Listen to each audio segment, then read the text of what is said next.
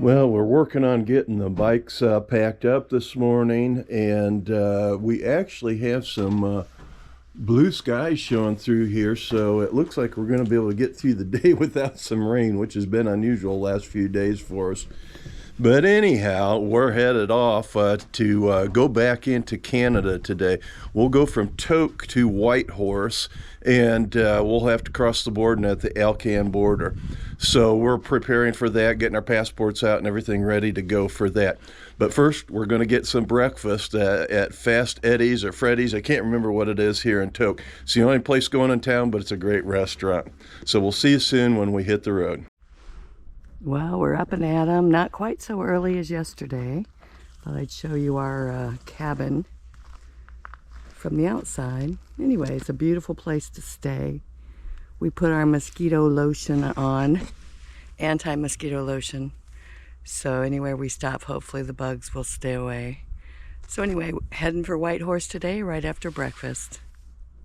Despite this being a backtrack day, with sunny skies, we are able to get great video of one of the most scenic sections of the Alaska Highway. You won't want to miss this different perspective on this awesome day.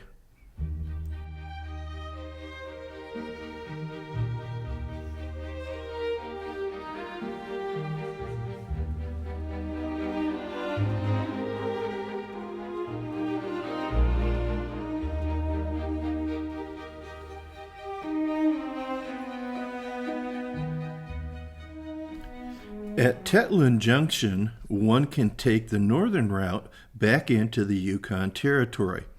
Highway 5 takes you to Chicken, Alaska, before crossing back into Canada. A stay in Dawson City is the usual overnight location for travelers taking this northern border crossing. It is not unusual to go one way into Alaska and take the other way on the way out.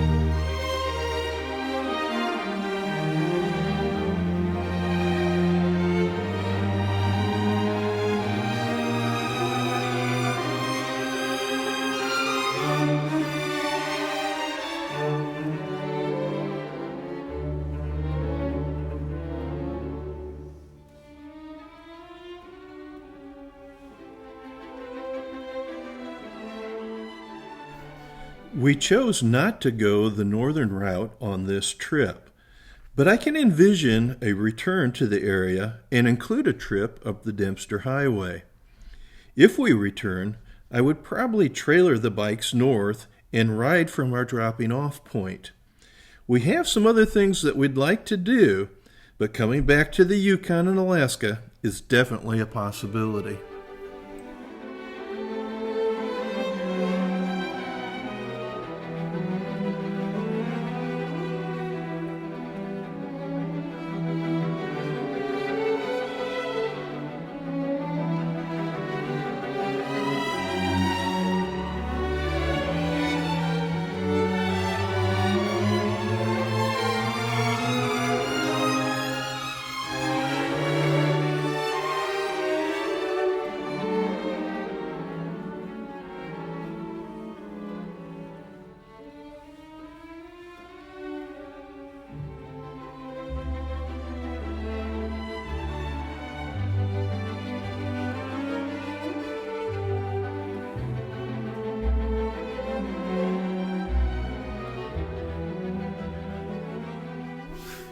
At Northway Junction, one can take a side road into the bush and end up at the airport and beyond.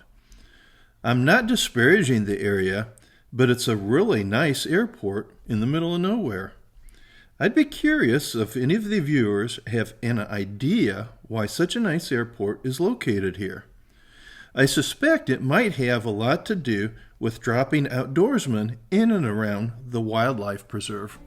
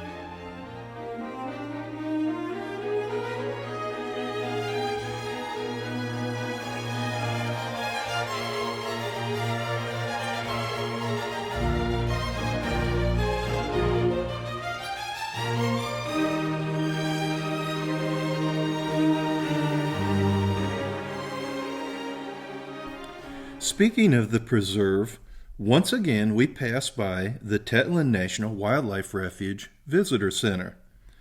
Since the Visitor Center is only 8 miles from the Canadian border, it would make for a great spot for a break. Keep in mind it is only open Monday through Friday, 8 a.m. to 4:30 p.m.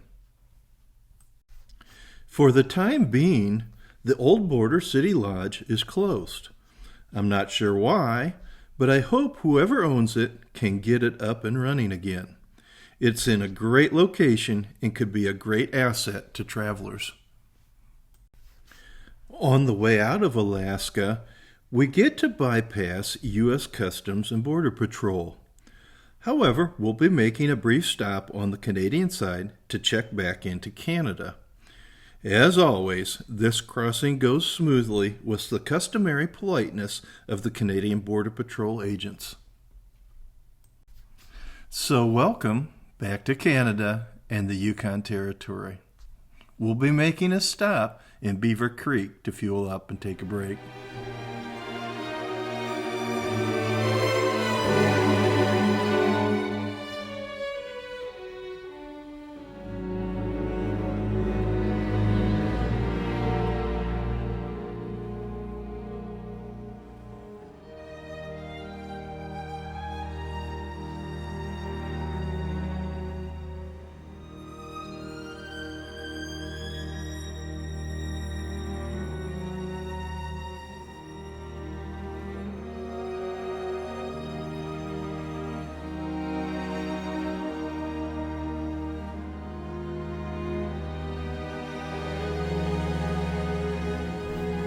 Because of the distance, Beaver Creek is pretty much a must-stop place for fuel. However, this time we won't eat, but get right back on the road.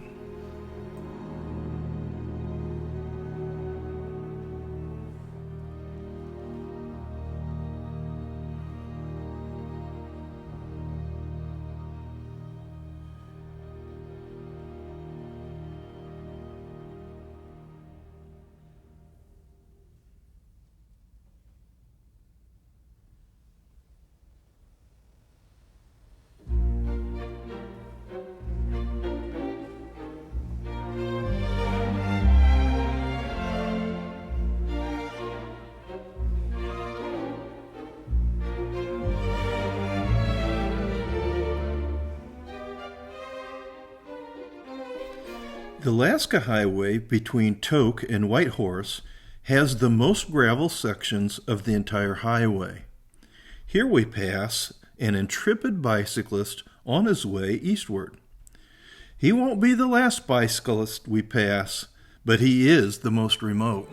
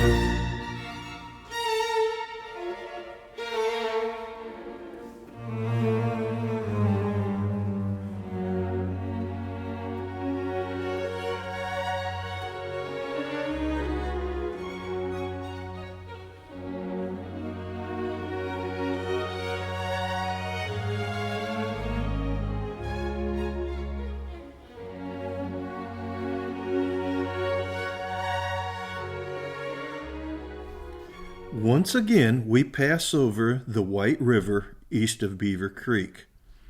We are now riding in wilderness and arguably the most scenic section of the Alaska Highway. This amazing section doesn't end until Haines Junction. You'll love this. The video is absolutely amazing.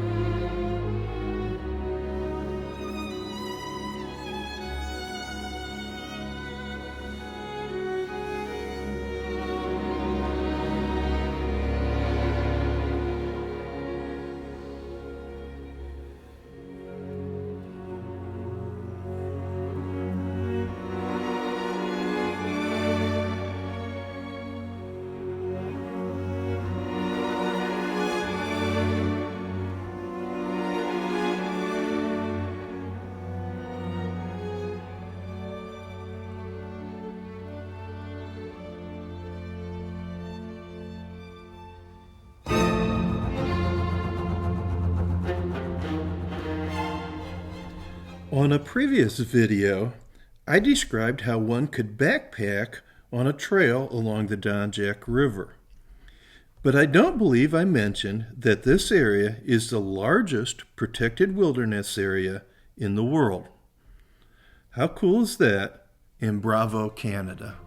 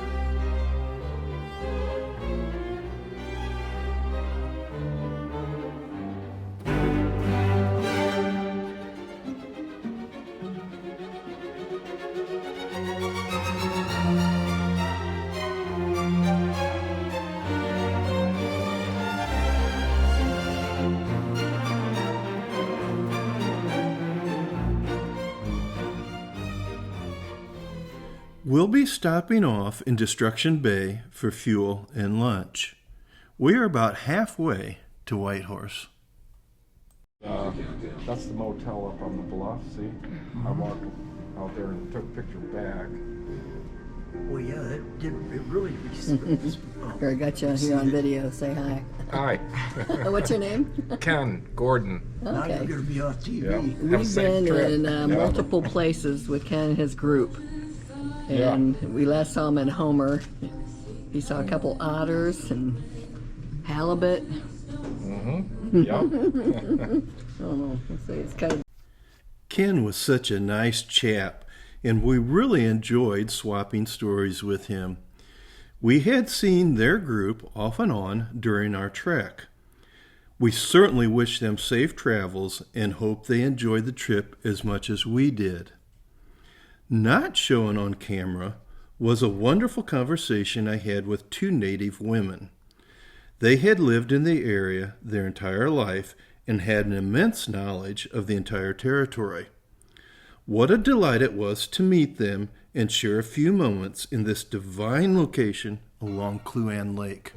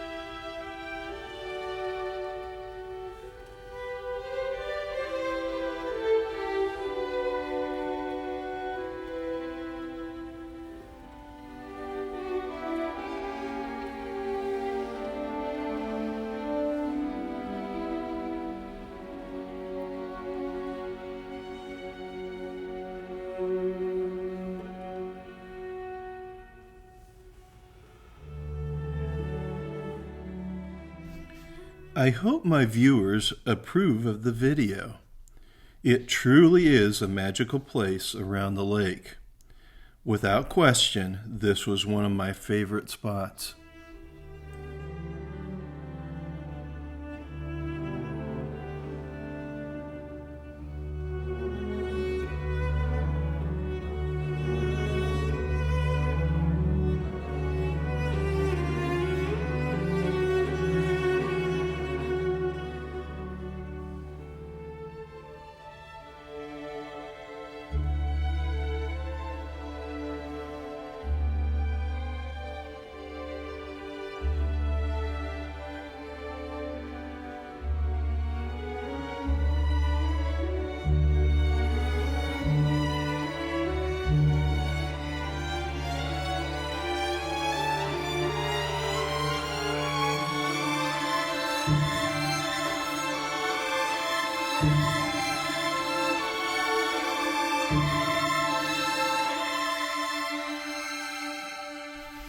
Eventually, we round the lake and head eastward through the valley. With mountain views everywhere you look, it's hard to take it all in. It's easy to get lost in thought, and I stand in my earlier comment about staying here for a few days. If you're camping, plan on 2 or 3 days. You won't regret it.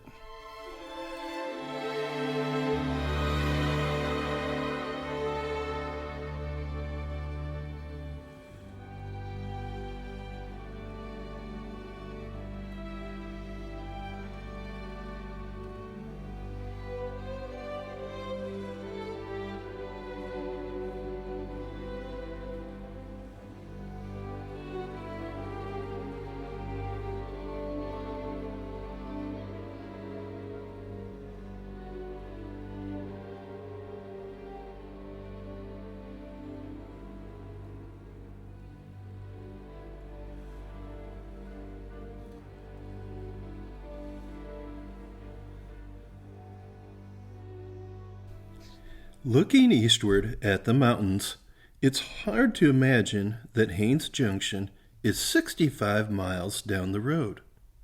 But it is. This gives one an idea of how vast this wilderness really is. For thousands of square miles, there is nothing but untouched beauty.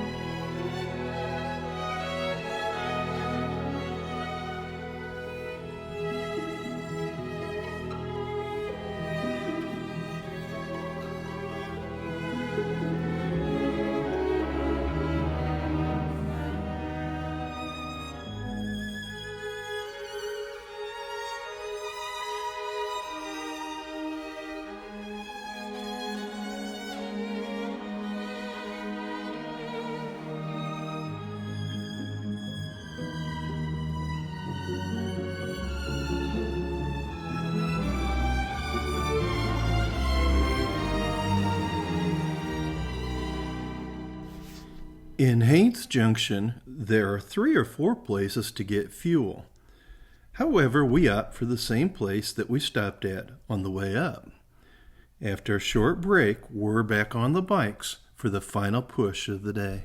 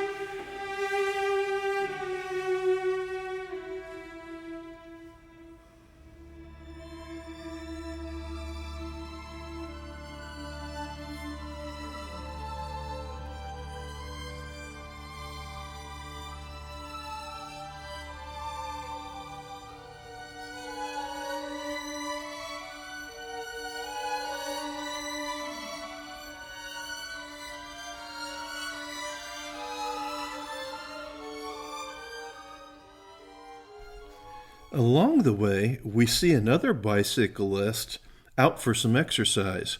But we also see this weighted down cross-country bicyclist that still has the energy to give us a wave. What a kind gesture.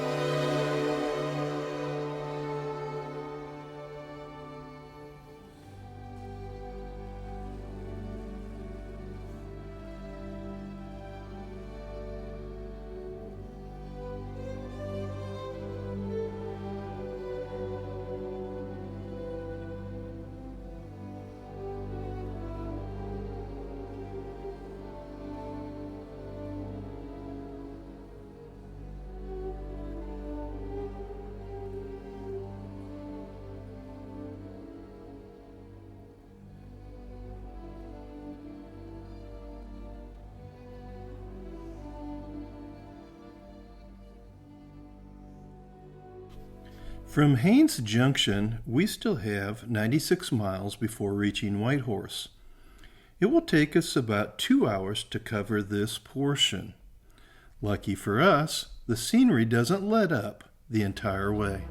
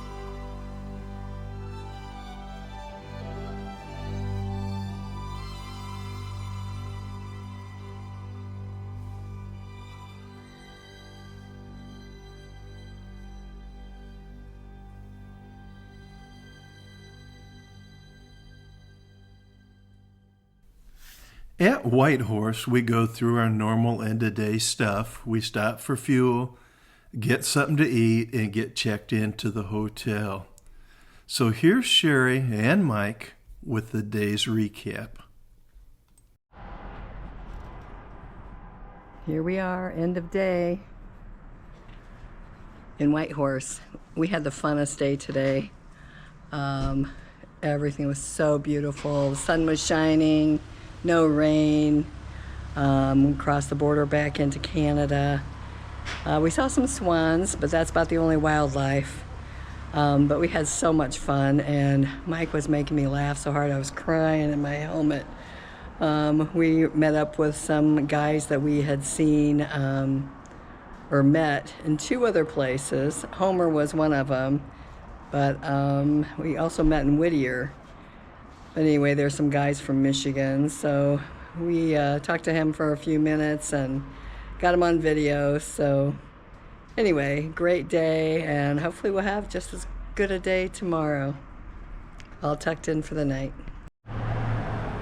Wow, what a day. We grounded out today over 400 miles to get to Whitehorse here, but it was a fun day. And we're getting pretty used to putting on some miles on the bikes every day if we need to. Tomorrow will be a little bit easier day from Whitehorse to Watson Lake. I had to think about it a second here. And then we start heading south, so that'll be a good deal because we'll be in some new territory. So we got one more day of backtrack, and then we're heading a different direction. We'll see you in the morning. Take care.